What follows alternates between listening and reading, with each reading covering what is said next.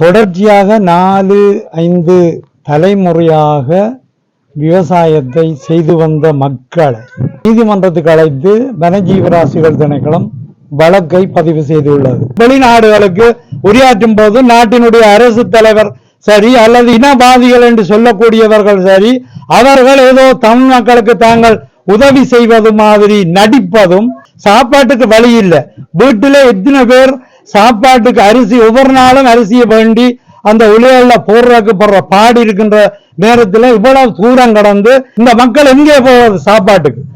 நெல் விளைக்க வேண்டாமா? யோசிச்சு பாருங்க. இந்த சனம் படுற பாட்டை முதல் இருந்த மக்களை விட இப்பதான் இறப்புகள் அதிகம்.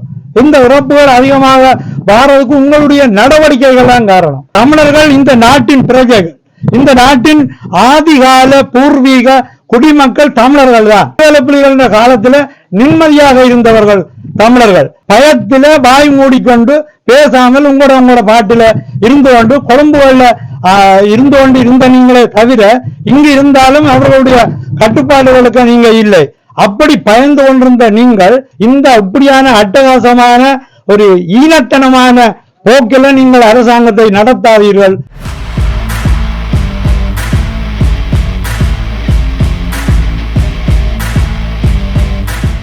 கரியல் வயல் என்று சொல்லக்கூடிய இந்த பகுதியிலே தொடர்ச்சியாக 4-5 தலைமுறையாக விவசாயத்தை செய்து வந்த மக்களை கிட்டத்தட்ட 130 பேர் அளவில் கடந்த 12ஆம் மாதம் 7ஆம் தேதி 23ஆம் ஆண்டு நீதிமன்றத்துக்கு அழைத்து அவர்களில் அதாவது கூடுதலாக தங்களுடைய வயல்களை செய்து கொண்டிருந்த மக்களை நீதிமன்றத்துக்கு அழைத்து வனஜீவராசிகள் திணைக்களம் வழக்கை பதிவு செய்துள்ளது. எதுக்கென்றால் இந்த வயல் காணிகள் அனைத்தும் தங்களுடைய அதாவது பறவைகள் சரணாலயம் என்று சொல்லக்கூடிய பகுதிக்குள் இருப்பதாக சொல்லி இப்படியாக அவர்களை வழக்கு கொடுத்து அந்த வழக்கு தவணையிடப்பட்டு 5ஆம் மாதம் 2ஆம் தேதி அடுத்த தவணைக்கு வருகின்றது. இந்த மக்களுடைய பூர்வீக நிலம், இந்த நிலம் நெல் விவசாயம் செய்து முடிய இந்த இடங்களில் வேறு பயிற்சிகள் கூட சிறுதானிய பயிற்சிகள் செய்ய என்று இந்த மக்கள் தொடர்ச்சியாக செய்து வந்ததை நாம் அறிவோம்.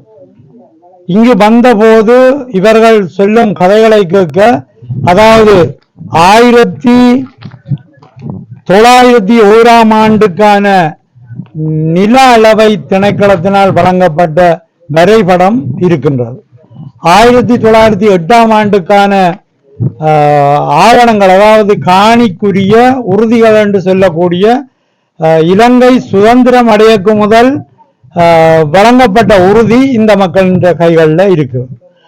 இப்போது இலங்கை அரசாங்கமானது தன்னுடைய அட்டூழியமான ஆட்சி செய்யும் நடவடிக்கையின் மூலம் இந்த மக்களுடைய காணிகளை பறிக்கும் வேலைகள், மக்களுடைய காணிகளை பறித்து தங்களுடைய திணைக்களங்கள் என்று சொல்லக்கூடிய வகையில இன்றைக்கு வன இலாகா திணைக்களம், வன ஜீவராசிகள் திணைக்களம், தொல்லியல் திணைக்களம், இல்மனை திணைக்களம், மகாவலி என்று சொல்லக்கூடிய பகுதி, இப்படியாக இந்த திணைக்களங்களின் ஊடாகவும் படையினர் என்று சொல்லக்கூடிய இராணுவம், கடற்படை, விமானப்படை, சிவில் பாதுகாப்பு படை, போலீசார் என்று சொல்லக்கூடிய படையினர் வசமும் எக்கச்சக்கமான காணிகளை பறித்து இந்த மக்களை விவசாயம் செய்ய முடியாத அளவுக்கு நிர்கதியாக்கி பட்டினி போடும் நிலைமைக்கு இந்த அரசாங்கம் தள்ளி கொண்டு வருகிறது.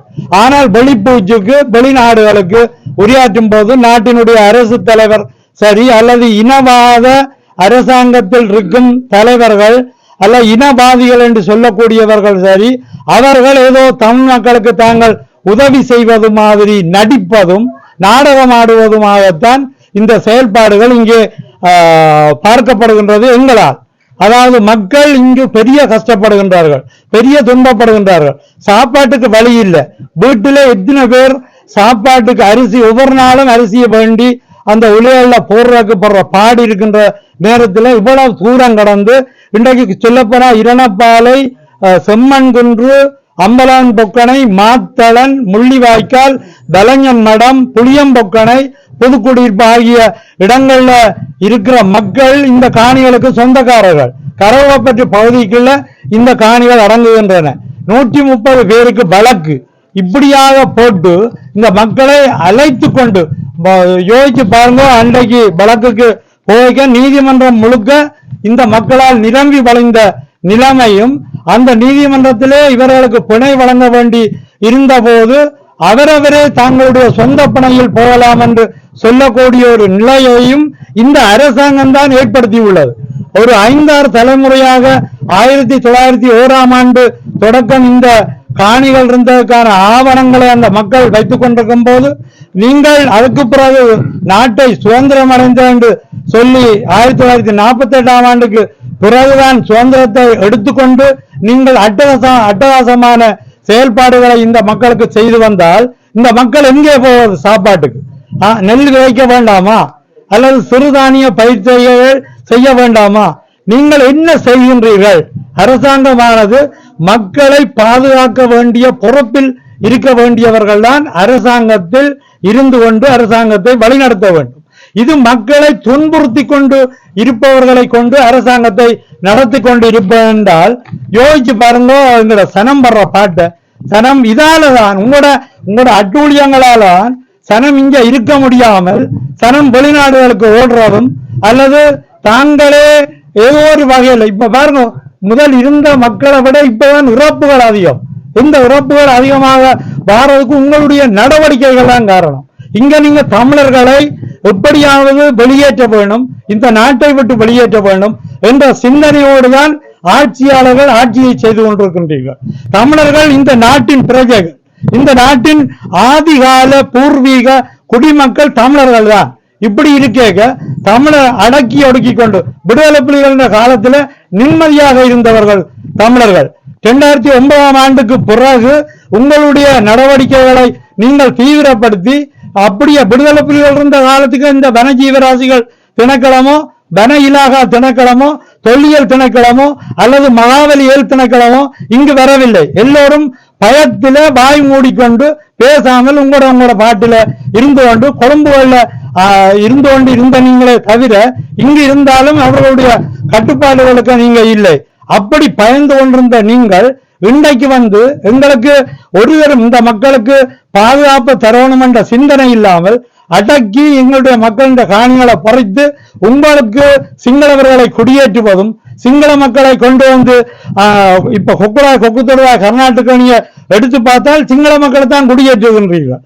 இப்படியான ஒரு போக்கில அட்டகாசமாக நீங்கள் இப்படி செய்து கொண்டிருப்பதை முற்றுமுழுதாக நாங்கள் எதிர்க்கின்றோம். நிச்சயமாக நீங்கள் செய்கின்ற இந்த நடவடிக்கைகள் உங்களுடைய சந்ததிகளுக்கு மிகவும் இழுக்காகத்தான் வந்து சேரும் என்பதை சுட்டிக்காட்டுவதோடு, இதனுடைய வழக்கு அடுத்த தவணைக்கு இருக்கின்றதால அந்த தவணையில எங்களுடைய சட்டத்தரணிகள் இந்த மக்களுக்காக வாதாடி ஏதோ இருக்கிற கொஞ்சம் நீங்க நம்பிக்கை இந்த நீதிமன்றத்தில் இருக்கு. அந்த நம்பிக்கையால இந்த சனத்துக்குரிய காணிகள் விடுபடும் என்ற நம்பிக்கை எங்களுக்கு இருக்கு என்பதை சொல்லிக்கொண்டு, இந்த இப்படியான அட்டகாசமான ஒரு ஈனத்தனமான போக்கில நீங்கள் அரசாங்கத்தை நடத்தாதீர்கள் என்று கேட்டுக்கொள்ள விரும்புகிறேன்.